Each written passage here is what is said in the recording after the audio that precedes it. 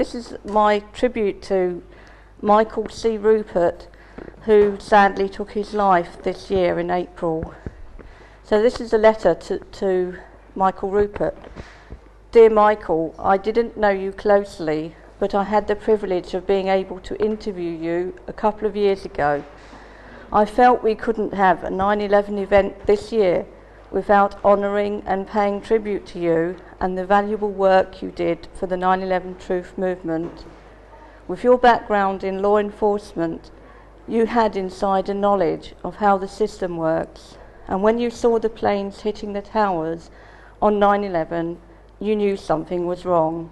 You knew for so many planes to be flying about off course and hijacked that it was highly suspicious that standard procedures had not been used.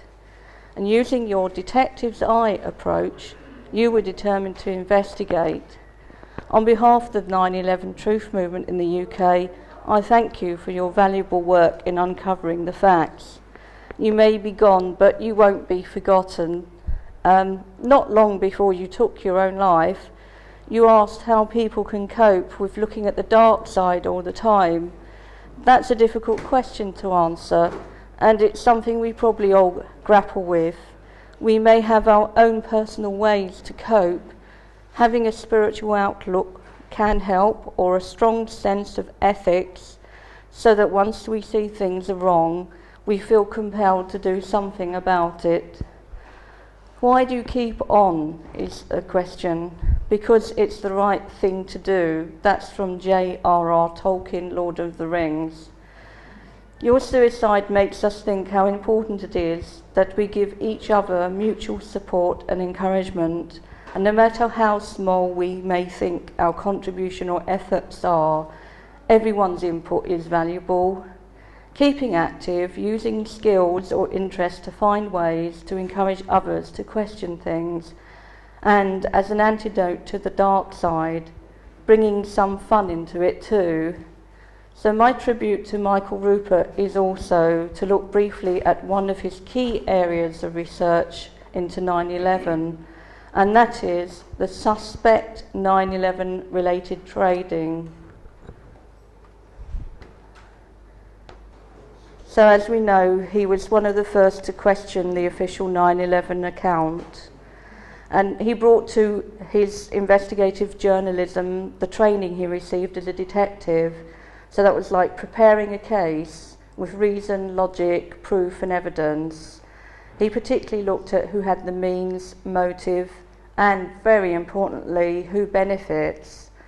And he rightly said speculations don't change anything, but facts do. And I think I found that when I've spoken to members of the public myself, that if I've got a fact that's very difficult to be disproven, they're more likely to take notice of it. And he always tried to go directly to the source. So for instance, he would go and phone NORAD up and ask them questions himself. And he would show the inconsistencies in the official accounts and the mainstream media.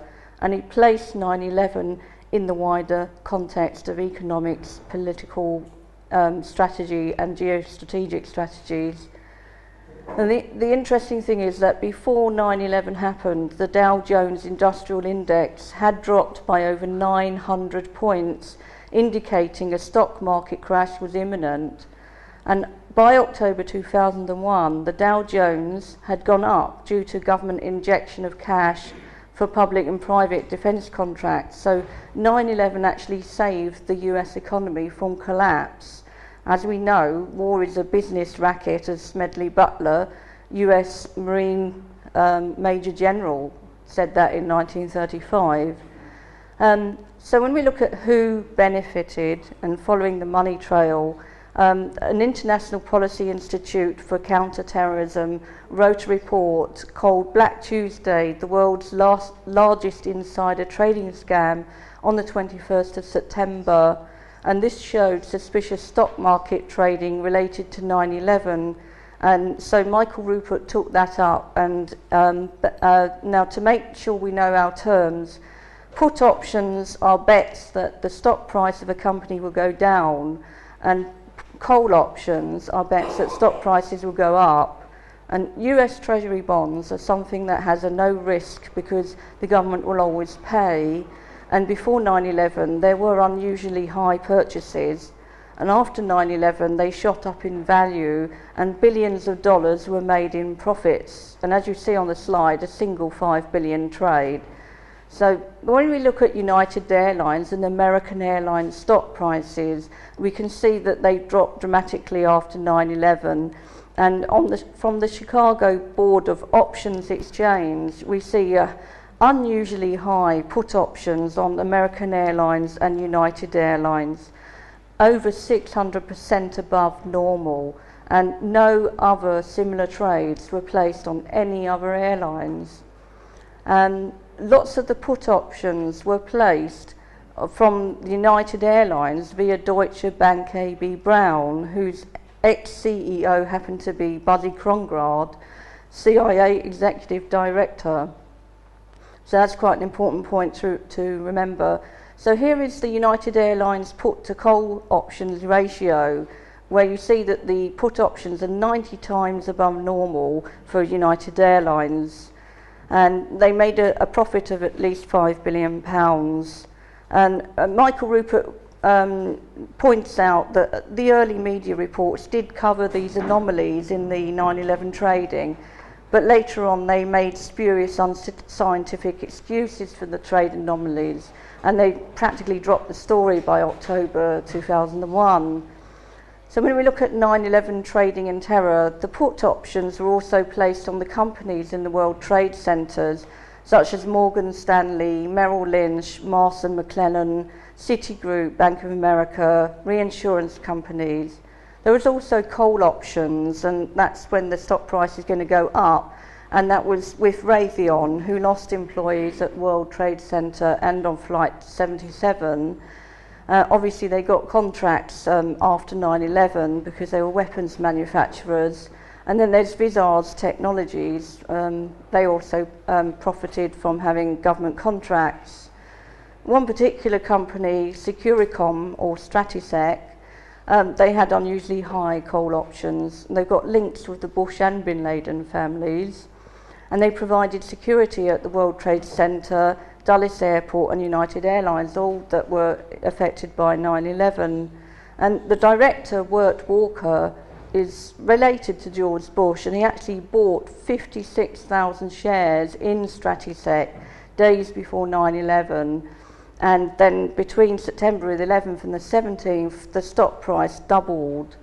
Interestingly, he hired staff from BDM International, which runs covert operations for US government agencies.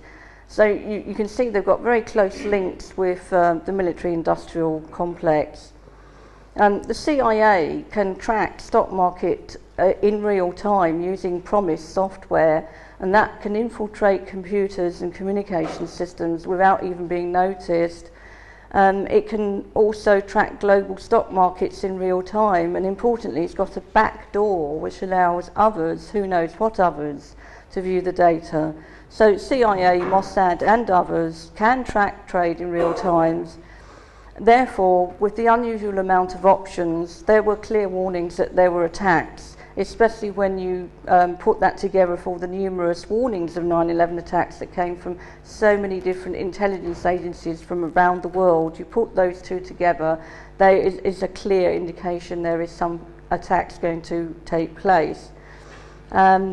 So who profits from 9/11? Another company was Science Applications International Corporation, SAIC, and the CEO is an expert in national security and a colleague of Rumsfeld and Cheney.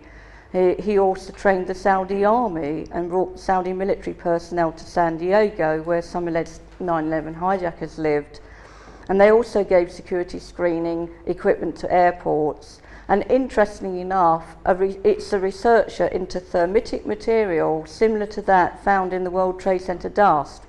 And they employed the robotics team that searched the debris at ground zero using equipment capable of eliminating explosives. So one wonders, were they there to destroy the evidence? Michael Ruppert says that, quite clearly says intelligence agencies actually emerged from bankers and were created to serve financial markets. So he shows the strong links between the intelligence agencies and the banking sector. And many former CIA executives have held top management positions connected to the stock market. So is it really so unreasonable to suggest that some of them may have had prior knowledge of 9/11, especially with so many warnings? So Andreas von Bülow, who's a former German Minister of Technology, also had a look at the informed trades on 9/11 and said that approximately $15 billion had been made in profit. And it's absolutely unprecedented to see so many cases of insider trading that went on across the world. It wasn't just from the New York Stock Exchange. So what do the official reports have to say about this? Not very much, I'm afraid. Security Exchanges Centre, they did investigate 38 companies, including the airlines, but documents that would have helped to have investigated the trades were conveniently destroyed when World Trade Center 7 collapsed. And many individuals were investigated by the 9/11 Commission and the FBI, but they decided that because those individuals didn't have a link to Al-Qaeda, then there was no case, so they completely dropped these cases.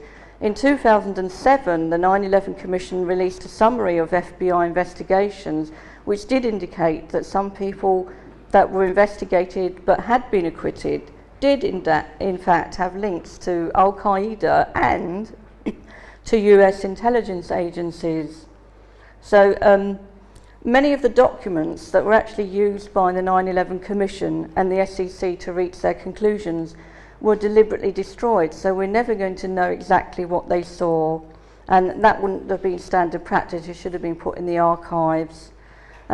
So Reuters actually said it was dirty doomsday dealings. An employee from Deutsche Bank told Michael Ruppert that the computers in Deutsche Bank had been taken over seconds before the plane hit. In December 2001, a company called Convar was contracted to try and find World Trade Center computer hard drives, which they did find. When they retrieved the data, they discovered that 5 minutes before the attacks, the Deutsche Bank computers had been taken over. Every file had been downloaded to unknown location, and there were high credit card transactions, and as well they saw suspect trades coming from within the trade center, World Trade Center itself. So Richard Wagner from Convar said that somebody must have had advanced warnings of the approximate times of the plane crashes in order to have moved out amounts exceeding $100 million. And they obviously thought that was never going to be discovered because they were thinking that hard drives would be destroyed. There was a 9/11 insider trading case, which probably wasn't reported much by the mainstream. May 23rd, 2002, 5 people were charged with conspiracy to manipulate stock prices. 2 of them had been or were FBI agents, and one was a businessman called Ibrahim El-Jindi. El-Jindi paid Jeffrey Royer, one of the FBI agents, £30,000 for stolen information from FBI files. The prosecutor in the case accused El-Jindi of prior knowledge of the 9/11 attacks, but the judge ignored this. He only concentrated on getting data from FBI computers, which he didn't seem to think that the connection to 9/11 was important. The prosecutor ends up saying that the complete story has been covered up, as court evidence and documents have now been sealed, so we can't actually see them. El-Jindi himself claimed that he believed he was working as an FBI informant. So when we look at other scientific studies into the 9/11 terror trading, Lars Schall, a financial journalist, looked into these, and he came to the same conclusions that Michael Ruppert did. Catherine Austin Fitz likewise, who used to work for a Wall Street investment bank. As she says, it can only be explained as insider trading. 9/11 is a profitable covert operations. A very important academic study was done by Mark Chesney, Laureano Mancini, Remo Crameri from the University of Zurich. They've studied the tradings several times, and they have detected informed trading activities in the options market. And they compared 9/11 with natural disasters to see if there were any informed trades similar to 9/11, and they didn't find any. In fact, you can't find any informed trades on anything else, really, except perhaps the case of 7/7 London bombings. There is apparently a rumour that some people were betting on the pound to reduce its value in its currency, but I haven't looked into that, but it's certainly something worth looking into. Max Kaiser, of course, has been very prominent in questioning the 9/11 trading and pointing out that it's highly suspicious. This is my thanks to all the researchers that researched into 9/11 insider trading. All of these, Kevin Ryan, Lars Schall, Max Keisner, Mark Chesney, and the other people from the University of Zurich, and many others. And of course, Michael Ruppert, who said intelligence agencies emerged from bankers and were created to serve financial markets. So thank you very much for listening, everybody. Thanks.